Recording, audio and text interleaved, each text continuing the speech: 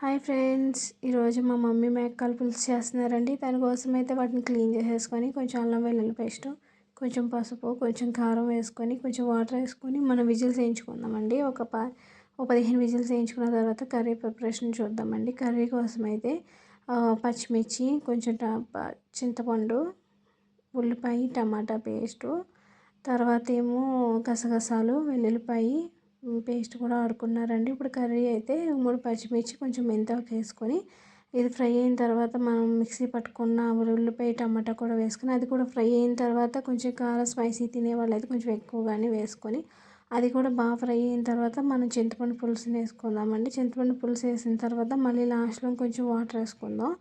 మనకి కర్రీ అనేది బాగుంటుందండి. తర్వాత ఏమో కొంచెం ధనియా పొడి, కొంచెం మటన్ మసాలా, కొంచెం జీరా పౌడర్ కూడా వేశారండి. లాస్ట్లో ఇందాక మనం మిక్సీ పట్టుకున్న పేస్ట్ ఉంది కదండి, దాన్ని కూడా ఇది గ్రేవీ కోసం అండి. మనకి మంచి గ్రేవీ వస్తుంది ఫ్రెండ్స్. ఇలా వేయటం వల్ల చాలా బాగుంటుందండి కర్రీ కూడా.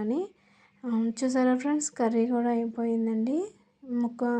కాలు కూడా చాలా బాగా మెత్తగా అయ్యింది. కర్రీ అయితే ఎలా ఉందో కామెంట్ చేయండి, లైక్ చేయండి, షేర్ చేయండి, సబ్స్క్రైబ్ చేయండి. Bye friends.